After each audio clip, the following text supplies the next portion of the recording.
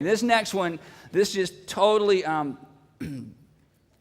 totally messes with me. Here we go. Number 3. Is this number 3? Number 3.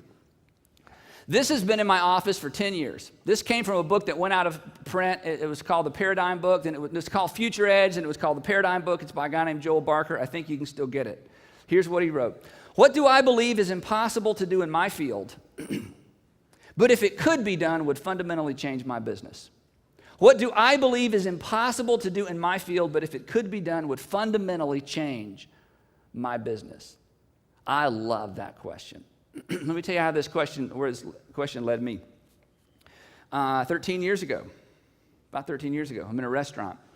I hear a voice, sounds like this, and I looked over, and there's John Maxwell sitting in a restaurant. I'm like, I'd only seen him one time, never read a book, just heard a couple of CDs. I'm like, I think that's John Maxwell. And I went over and said, hi, I'm Andy Stanley.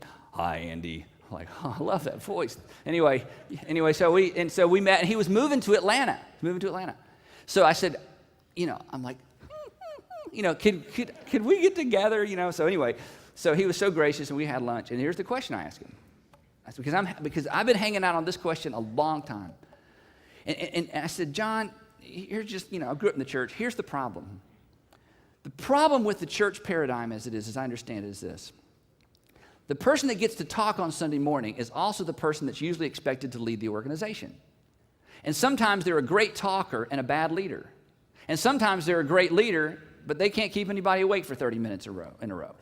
I said, have you ever seen a model where the talker doesn't have to be the leader? I said, because as long as in church world the talker has to be the leader, we have severely limited who can lead the local church. Because being able to talk well and lead well are two very different gifts. There are great leaders, you do not want to give them a microphone. But oh my gosh, they could lead, they lead like crazy. There are other people who are incredible speakers, but they hate meetings, they hate organization, they would hate the last 2 talks I gave. They just want to get on an airplane and fly all around and just talk. And they're incredible teachers, but they couldn't lead, they can't even lead themselves sometimes, okay? They're just not leaders. So I said, John, is there a way in the church world to split leadership from preaching? He said, I've only seen that done one time. He mentioned a church I'd never heard before. He said, the pastor and this guy are very, very, very, very secure, so the preacher isn't threatened by the leader, and the leader's not. He said, but other than that, I've never seen it done. And I just said, you know what? Somehow, that model has to be broken, because here it is. That seems impossible, but if you could figure out in church world how to split point leadership from point speaking, that takes everything to a whole new level. This is why when the idea of video church came along, we went crazy. Because now there was a way to split point leadership from the communicator.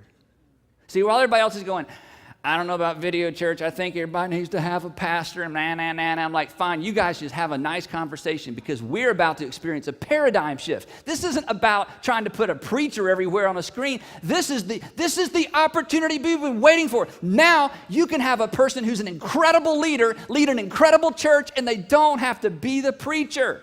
Because there are people who would do an incredible job leading the church, and they'll never get to lead a church because they're not speakers. And so they have to sit there, they're 80-mile-an-hour leaders, and they're behind a 40-mile-an-hour preacher going, boom, boom, boom. Why can't we get the thing going? And the preacher's like, just pray, just relax. He's going, we need some goals, and we need some objectives, and we need to reach our city. And the preacher's going, well, and everybody's moving in the same direction, but you got the leader just rear-ending the preacher, and then there's conflict. And churches don't split over the Great Commission. They split over, silly things. And I'm telling you why. Because we take mediocre leaders and we put them in charge of organizations. No other company in the world would do that. But the model we have in the church, we've just thought that's the only way to do it. I'll tell you what.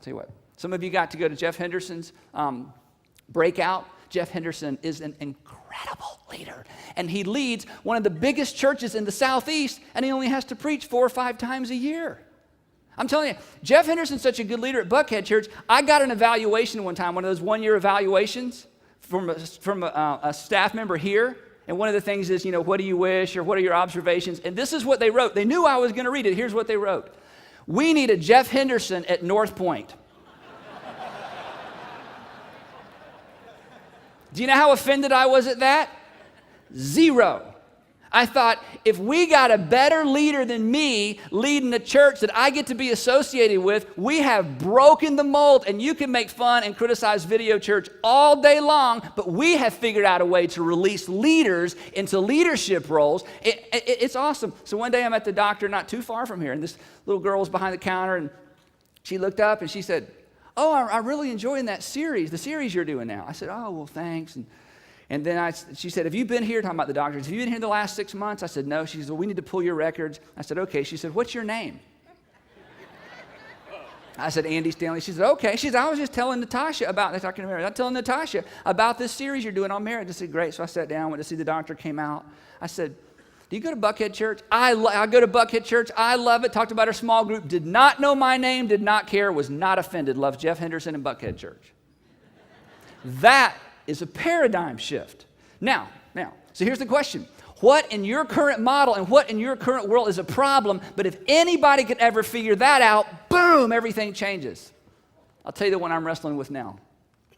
The one I'm wrestling with now is $1 gazillion billion of real estate owned by churches that is being underutilized. And 2 miles down the road are 400 people meeting in a shopping center trying to plant a church. And 4 miles away are, $7 million worth of assets with so few people in there, you could set off a stick of dynamite and only the choir would be injured, Both people in the choir, Okay? And the denomination that owns the property or controls the property, they're having meetings somewhere on some island or Hawaii somewhere going, "We really need to figure out how to do something for our church, blah, blah, blah, blah, blah." We're going, "Look, if you would just give us the property, we'll put 400 people in there and blow it up." "Well, we own that, and that's a deal, and we don't agree on how we take communion."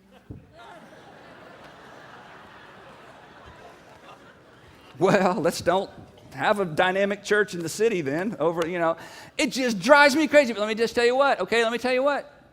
Somebody's going to figure this out. Maybe it's one of you. Somebody's going to figure out how to recirculate and recycle and revamp the $1 gazillion of real estate that is underutilized and already owned. Some of you are church planners. You just need a place to meet. And there are like 8 terribly run churches all around you that are paid for and got facilities like crazy, and they're not doing squat. And meanwhile, you're knocking it out of the park. And I just think somebody's got to figure that out. If somebody figures that out, that will revolutionize the church in America. We already own enough real estate. There's already enough money. We just got to get the leaders who are getting it done married up with the resources that are already sitting there. That just drives me crazy. And you know what? I'm telling you, somebody is going to figure that out. Craig Rochelle's already figuring it out in some ways. We've had a couple churches come to us and want to surrender. Well, they say they want to surrender. But you know what happens? I'm telling you, when it gets right down to it, they're afraid to lose people. Because I tell them, "Look, we're not merging, we're not negotiating. You got to have both hands up and a blindfold on if we're going to take over." Hey, and that, look. It's not because we think we're the only ones that know how to do church, but we only know how to do it this way. And if you're, listen, if you're afraid you're going to lose people, let me give you a big prediction. They're all leaving anyway. The question is, what are they going to leave behind? And we're giving you an opportunity to leave behind a legacy where you transitioned your property into something that was making a difference in your community, because everybody leaves, they quit, they die, they get transferred. Everybody leaves, every church. How are you going to leave it? "Well, we're afraid they'll leave." Okay, well, just keep, holding hands and sing Kumbaya and everything's paid for. And, church, Jesus Christ is going on. But I'm telling you, somebody is going to figure this out. Maybe it's going to be one of you. So work on that. I don't have an answer for that. Here's the takeaway, though. Here's the takeaway. Pay attention to the people who are breaking the rules. Pay attention to the people who are breaking the rules. Who has the biggest church in America? Oprah. 3 million people and no parking problems. Oprah.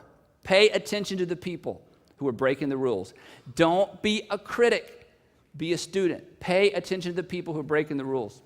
I remember, when I heard about Craig doing, on his video church thing, going, I don't know, you got to get there at 10 o'clock, sit in front of your computer, and I just made a decision for Christ, and here's $20 to the church. I'm going, are you kidding me? I don't know about that. And Carlos Whitaker, who's on our staff, Los, as he's known in blog world, I just found that out. Somebody said, how's Los? I'm like, I don't know. They're on your staff. I'm like, they are, and it's Carlos. Carlos said, he was kind of skeptical too, and he's sitting in a Starbucks one Sunday, a year ago or so. He was off, and he's in Starbucks on a Sunday morning. He decided to tune in to Craig's, live church TV, because you have to watch at a certain time. So he's going, I don't know. So he tunes in, true story. Tunes in, and he's watching the service. He's sitting in Starbucks watching church on TV, going, okay, what's the difference between this and just watching it later, downloading it, He says at the end, Craig's very evangelistic. Gotta love that. And he's looking, and Craig, he preaches right to those cameras. I said, how do you do that? He just right to the camera. Very direct. It's great. And so he says, we want you to pray, bow your head right now, and pray to receive Christ. And Carlos watched this, and he says, and if right now you have prayed to ask Jesus as your Savior, I don't care where you are, you're in a hotel room, you're in a restaurant, I want you to just raise your hand. He says, in his periphery, he sees a girl raise her hand in Starbucks. And he looks over, and she's watching the service on the computer. So Carlos is in church with a girl he doesn't even know, and she made a decision for Christ. I said, dude, you missed the greatest opportunity.